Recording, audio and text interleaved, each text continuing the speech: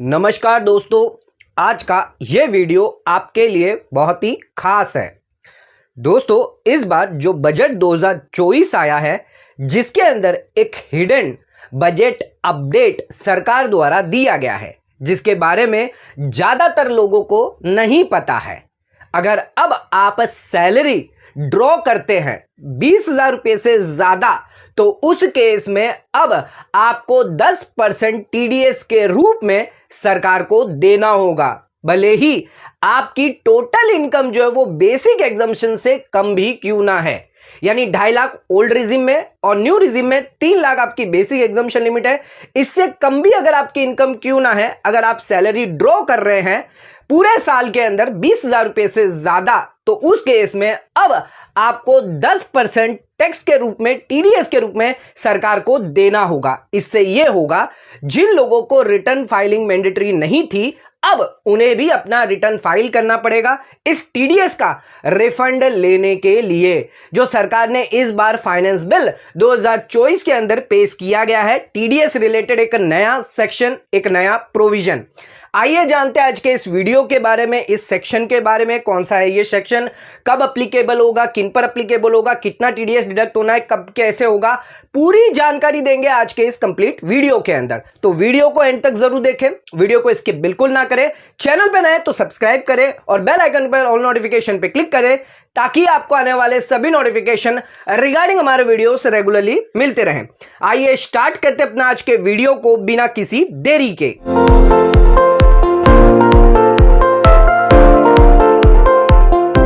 तो दोस्तों, आइए स्टार्ट करते अपना आज के वीडियो को और बात करते एक नए प्रोविजन के बारे में। टीडीएस के अंदर बजट 2024 के अंदर लाया गया है, जिससे अब आपका जो टैक्स बर्डन है यहां पर रिटर्न फाइलिंग का, वो बढ़ जाएगा। यानी अब आपको रिटर्न फाइल करना मैंडेटरी हो जाएगा, भले ही आपकी एग्जम्पशन लिमिट 2.5 लाख से कम भी क्यों ना है।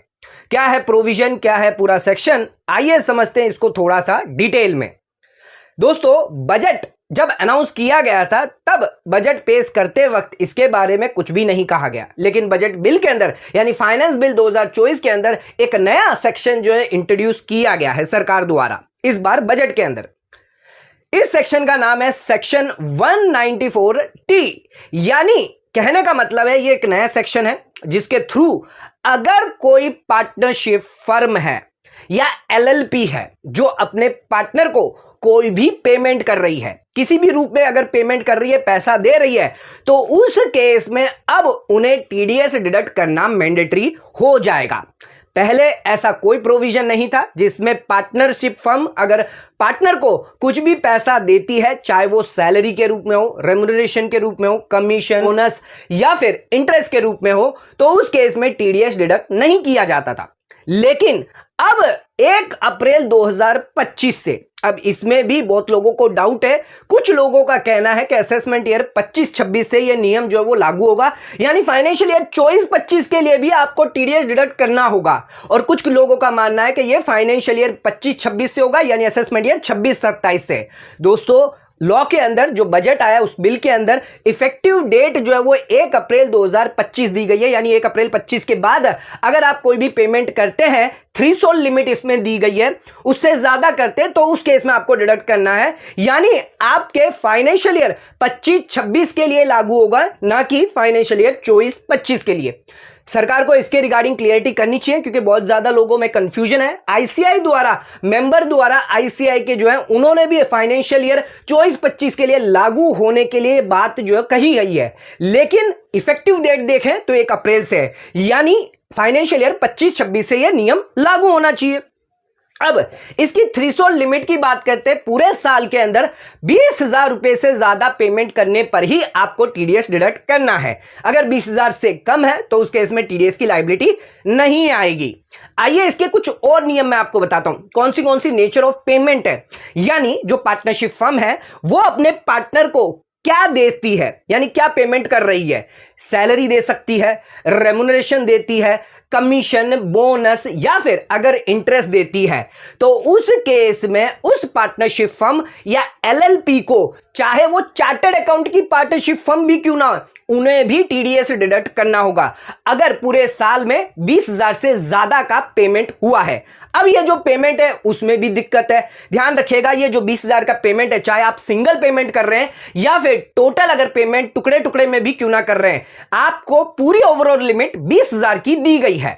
यानी अगर आपने 30,000 यहां पर दिया है पार्टनर को, तो उस केस में आपको 10,000 पर टीडीएस डिडक्ट करना है, यानी 20,000 से ऊपर। अगर आपने हर महीने 15,000 दिए, यानी मान के चलिए पूरे साल में 1,80,000 है, तो टोटल देखा जाएगा 1,80,000, उस पर आपको 10% टीडीएस डिडक्ट करना है और सरकार को जमा करना है। इसके लिए आपको 10 भी लेना होगा, यानी जो छोटे व्यापारी लोग हैं, जो छोटे पार्टनरशिप फर्म है, उन्हें भी अब यह कंप्लायंस करना होगा, जहां पर उन्हें 10 नंबर लेना होगा, टीडीएस डिडक्ट करना होगा, सरकार को टीडीएस जमा भी करना होगा, रिटर्न प्रॉपर्ली क्वार्टरली फाइल भी करनी होगी। इसके साथ साथ उन्हें टीडीएस सर्टिफिकेट भी इश्यू करना है, यानी एक बहुत बड़ा कंप्लायंस बर्डन छोटे पार्टनरशिप फर्म्स पे बढ़ जाता है। यहां पर सरकार आपके लिए कोई भी टर्नओवर लिमिट नहीं देखेगी। अगर आपका भले ही 40 या 50 लाख का भी टर्नओवर क्यों ना है, अगर आपने पेमेंट 20,000 से ज्यादा करी है, तब आपको टीडीएस डिडक्ट करना है और अपना 10 भी लेना पड़ेगा। यानी जो फर्म है उन्हें यह कंप्लायंस करना पड़ेगा, अगर नहीं करेंगे तो पेनल्टी कॉन्सिक्वेंसेस उन्हें फेस करने पड़ सकते हैं।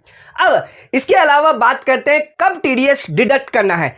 टाइम लिमिट क्या दी गई है, जब आप क्रेडिट करेंगे पार्टनर के अकाउंट में, चाहे वो सैलरी अकाउंट हो गया, लोन अकाउंट हो गया, या फिर अगर कैपिटल अकाउंट भी क्यों ना है, अगर उनके अकाउंट में क्रेडिट किया गया है, तो उस केस में उस दिन आपको टीडीएस की लायबिलिटी आ जाएगी। इसके अलावा अगर आप पेमेंट कर देते हैं अगर पहले, तो उस केस में पेमेंट की डेट देखी जाएगी। तो क्रेडिट जब किया अकाउंट में या फिर पेमेंट किया, विच एवर इज लोअर, जो भी होगा वो डेट में आपको टीडीएस डिडक्ट कर लेना है। क्या रेट होगी टीडीएस की, तो 10% टीडीएस आपको डिडक्ट करना है 1 अप्रैल 2025 से।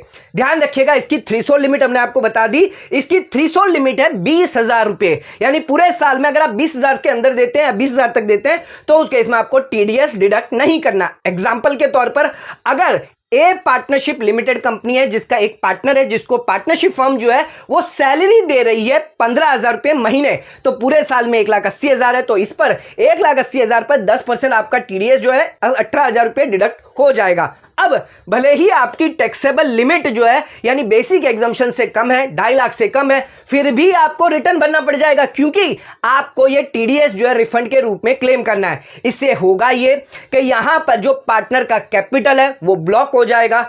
अगर वो लाख रुपए पूरे साल के अंदर विड्रॉ करना चाहता है, महीने में लाख रुपए विड्रॉ करना चाहता है, तो 10,000 तो सरकार को पहले देना पड़ेगा। ऐसा प्रोविजन पहले नहीं था, लेकिन सरकार ने यह नया नियम लेकर आई है। 192 की अगर आपको बात बताएं तो 192 के अंदर सैलरी पर टीडीएस डिडक्ट किया जाता है, लेकिन उस केस में स्लैब रेट देखी जाती है। लेकिन ये जो नया प्रोविजन है 194T के अंदर, इसमें स्लैब रेट नहीं देखी जाएगी, इसमें थ्रेशोल्ड लिमिट 20,000 देखी जाएगी। यानी आपकी बेसिक एग्जम्पशन लिमिट ज्यादा हो कम हो, इससे कोई फर्क नहीं पड़ता सरकार को। पार्टनरशिप फर्म का टर्नओवर कितना हो, 1 करोड़ हो, 2 करोड़ हो, 3 करोड़ या 50 लाख या 10 लाख भी क्यों ना हो, इससे भी कोई फर्क नहीं पड़ता। तो एक बहुत बड़ा इंपॉर्टेंट प्रोविजन जो है वो लाया गया है, जिसकी वजह से अब बहुत ज्यादा कंप्लायंसेस दोनों को ही करने पड़ जाएंगे, पार्टनर को भी करना पड़ेगा, इसके साथ साथ पार्टनरशिप फर्म को भी करना पड़ेगा। रेम्युनरेशन की अगर आपको बात बताएं तो कई बार ऐसा होता है कि रेम्युनरेशन जो है वो ऑडिट के समय में डिसाइड किया जाता है, क्योंकि वहां पर बुक प्रॉफिट देखा जाता है कि आपका बुक प्रॉफिट कितना है, उसके हिसाब से आपका रेम्युनरेशन किया जाता है, ये टैक्स प्लानिंग की जाती है। लेकिन अब इस नए टीडीएस प्रोविजन के वजह से आपको जो रेम्युनरेशन है वो 31 मार्च से पहले ही डिसाइड कर लेना है, अदरवाइज आपको लेट टीडीएस जमा करने की शॉर्ट डिडक्शन की नोटिस आ सकती है। ध्यान रखिएगा, अगर कहीं पार्टनरशिप फर्म गलती से 10% के बदले अगर 20% आपका डिडक्ट कर लेती है या आपने पान नहीं दिया, तो उस केस में आपका ज्यादा टीडीएस डिडक्ट हो सकता है। तो कई गलतियां हो सकती है, कई यहां पर नुकसान जो टैक्स पेयर को हो सकता है। एक नया बर्डन, एक नई लायबिलिटी टैक्स पेयर पर सरकार द्वारा डाली गई है।